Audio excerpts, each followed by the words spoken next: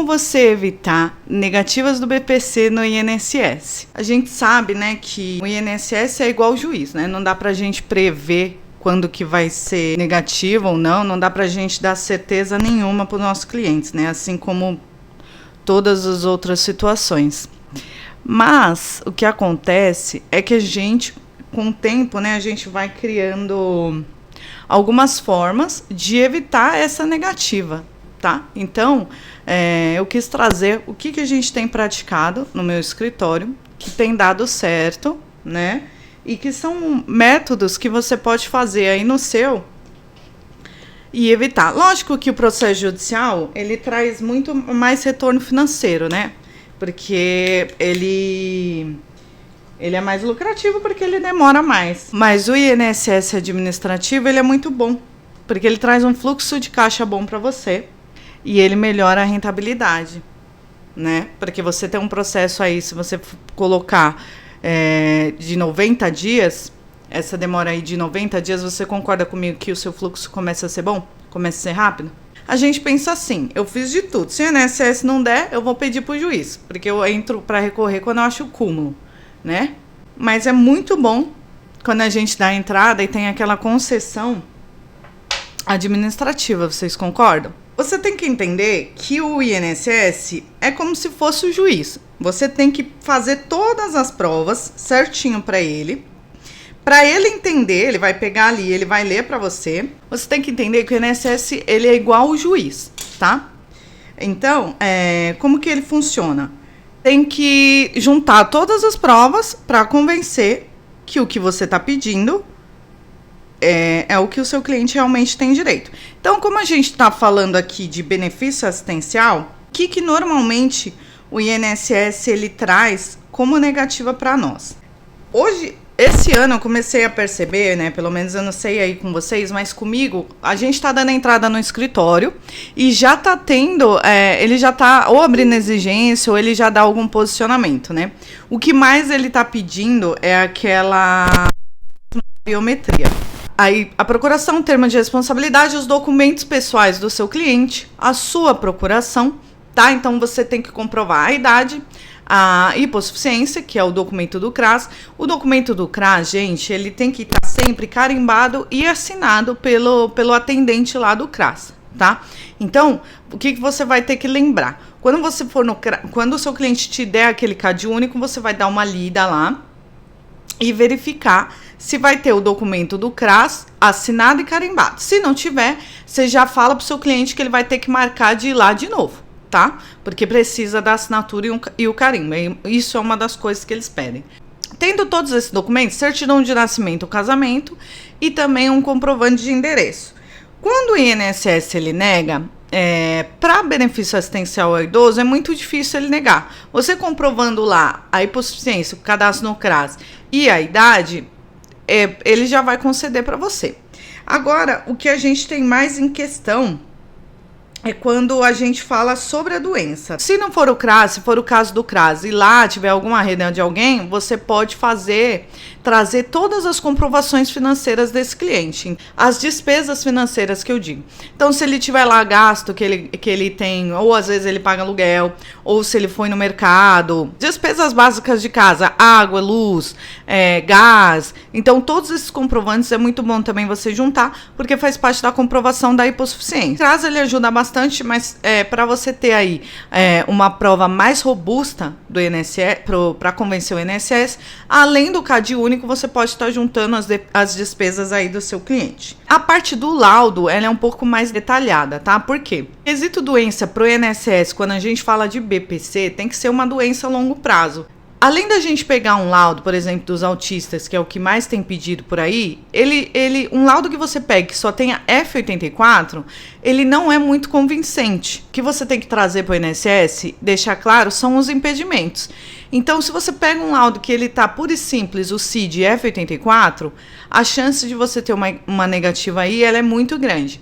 Então, você tem que ter uma prova mais robusta para deixar claro para ele que, além daquela doença, ele possui dificuldades no meio em que ele vive, tá? Então, a gente normalmente junta aí a carta da escola, a gente normalmente junta a carta do psicólogo ou do psiquiatra. Então, quanto mais prova, às vezes eles fazem algum tratamento na PAI ou no CAPS mesmo, tudo que você tiver para comprovar aquela doença ou aquele acompanhamento médico, ele vai te ajudar. Além disso também, gente, eu peço para os clientes sempre juntarem laudo não, os pedidos as receitas médicas, sabe? Porque só deles verem também qual é o medicamento que aquele cliente usa, já ajuda na concessão do benefício. Então, quanto mais provas você tiver para juntar ali no pedido do INSS, melhor fica para você e para o seu cliente. No atendimento, a gente monta sempre como se fosse uma entrevista. Então, vamos supor, aquele cliente, ele chegou em mim e falou: olha, eu tenho uma criança que ela tem uma doença. Vou perguntar para ela: você já possui laudo? Às vezes, os clientes eles já têm laudo e às vezes eles não têm. O que acontece? Quando o cliente traz a informação para você que ele não tem ainda o laudo, você começa a tentar construir aquele direito. Então, você vai fazer algumas perguntas. Primeiro, se aquela criança ela já está na escola. Normalmente, na escola, a professora ela já começa a mandar alguma cartinha para os pais, informando a situação daquela criança. Aquela cartinha ela é importante porque ela pede para encaminhar para algum médico especialista. Normalmente, o psicólogo ou o psiquiatra, depende da situação. Aquela carta ela já ajuda você ter indícios se aquele cliente você vai poder ajudar ou não.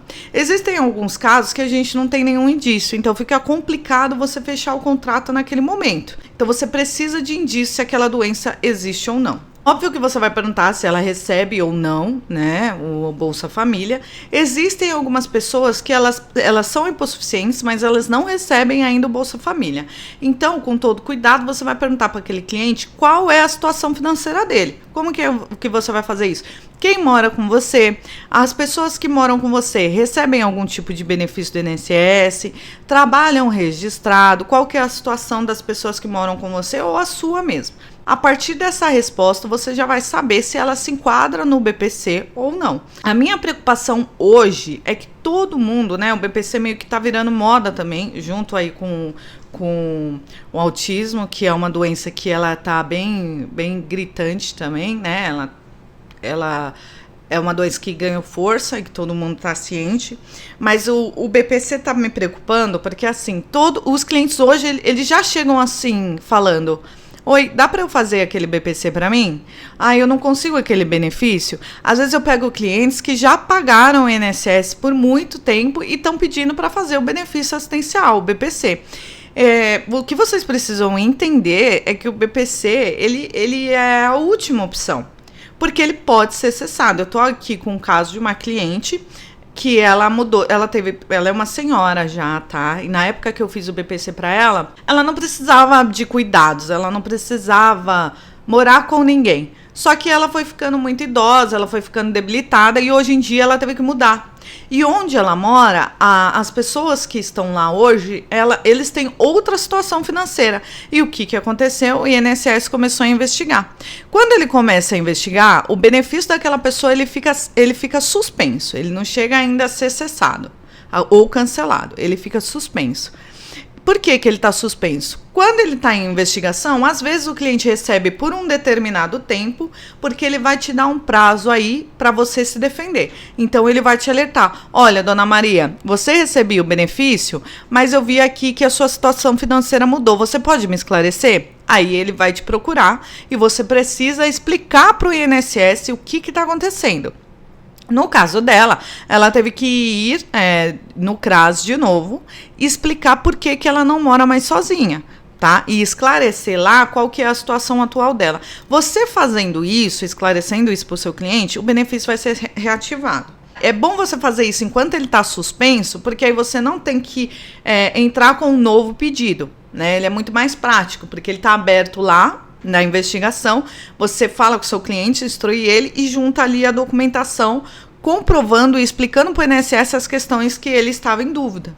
O que eu falo também para as mães, né, quando elas vêm me procurar, eu não sei se meu filho é autista ou não. Nós, advogados, nós não somos médicos. Não vou chegar para você e falar se é ou não. O que a gente sabe e entende são alguns impedimentos do que as doenças trazem. Por quê? Porque a gente trabalha muito com isso. O que a gente consegue, na verdade, é instruir você onde você buscar para você conseguir provas e talvez conseguir aí uma proteção, um benefício.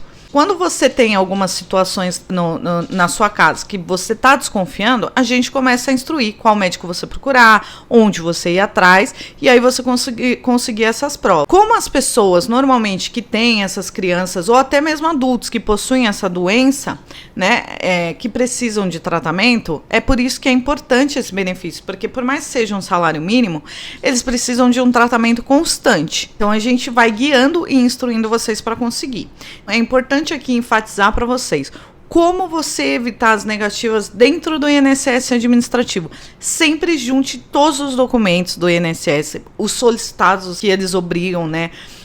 Agora tá falando dessa biometria que a gente está instruindo aí os clientes para trazer essa prova.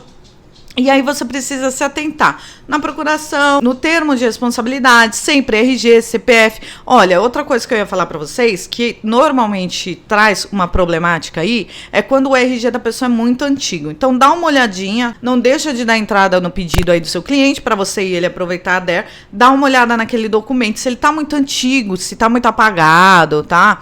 Já pede para ele providenciar outro RG, um mais atual, para você conseguir essa concessão. Então, sempre tem que estar certinho. RG, CPF, certidão de casamento ou nascimento, documento do CRAS. No CRAS, ele tem que estar atualizado dentro de 2 anos. De 2 em 2 anos, você tem que estar indo lá. Então, quando você pegar o CRAS do seu cliente, você vai olhar o ano. Tem CRAS lá que eu pego hoje, de 2023. Aí, eu já pergunto para o cliente, você pode ir no CRAS de novo? Eu vou dar entrada com aquele CAD único que eu tenho. Eu falo CRAS, que é assim que eu falo com eles, tá? Eles conhecem um órgão como CRAS e eu não sou técnica com os clientes BPC. Eu olho lá, se tá em 2023 ainda, eu vou falar pro cliente, olha, tem como você tá agendando de novo sua ida no CRAS? Porque precisa estar atualizado. Porque eu sei que o INSS ele vai me pedir. Tudo que você puder evitar que o INSS peça, ajuda. Tá? Às vezes, assim, falta de cumprimento de exigência, que às vezes é um documento que o INSS acha que você não juntou e você juntou, ele já acaba complicando. Porque se você não cumprir, você vai perder aquela DER. Mas é a data de entrada do benefício, tá? Ou do requerimento. O R é requerimento. Mas é quando você pede aquele benefício. Qual que é o importante disso? Quando você entra e quando você faz a solicitação, começa a contar daí para atrasados. Então, você vai receber aquele benefício a partir do momento que você deu entrada. Por que isso é importante também? Por mais que você dê entrada com tudo certinho e o INSS ele negue, você pode recorrer judicialmente e o juiz não vai encher seu saco, porque o juiz ele fica em cima. Ele vai ver se você fez tudo certinho no administrativo para recorrer a ele. Não dá para você entrar com uma ação judicial pedindo algum benefício do INSS se você não esgotou a via administrativa. Já tive um caso de uma pensão por morte que eu peguei só na fase judicial. E ela não teve direito aos atrasados. Por quê? Porque a prova do INSS ali não estava robusta. Eu complementei a prova no judicial. Então, o juiz deu atrasados a partir do momento que eu distribuí a ação judicial. Tudo isso é muito importante. Monte um processo bom administrativo e esgote as suas provas para que quando chegar na mão do juiz, se for necessário, você não precise se justificar ou perder aquela DER que às vezes, é de 3 anos até. Porque tem cliente que demora, né, para te procurar. É isso que eu queria trazer para vocês. O carro-chefe, eu acho que dos escritórios de advocacia são BPC, LOAS para autista, né? Mas eu já tô nesse meio há muito tempo, então eu tenho várias doenças aí que eu trabalho. Não é só o autista que tem direito, não. Então, se você conhece alguém que tem essa doença também, ou que tá nessa situação, você pode estar enviando aí uma mensagem para mim e deixar aqui nos comentários. Tá bom? Por hoje, no mais, é isso. Façam um bom trabalho para os clientes de vocês, sejam técnicos, juntem certinho os documentos legíveis, tá lá bonitinho PDF. Tem gente que fala assim, dá entrada lá de um jeito para evitar a exigência. É difícil. Se o INSS encasquetar lá, ele vai abrir exigência para você, mesmo se você juntou já tudo. A exigência, às vezes, ele abre mesmo, por mais que você tenha feito tudo certinho, ele vai abrir, você tem que juntar, às vezes, tudo de novo e falar para ele que você já fez. Mas é isso, gente. Espero que eu tenha agregado muito para vocês. Espero que tenham gostado, comentem e mandem suas dúvidas. Até mais!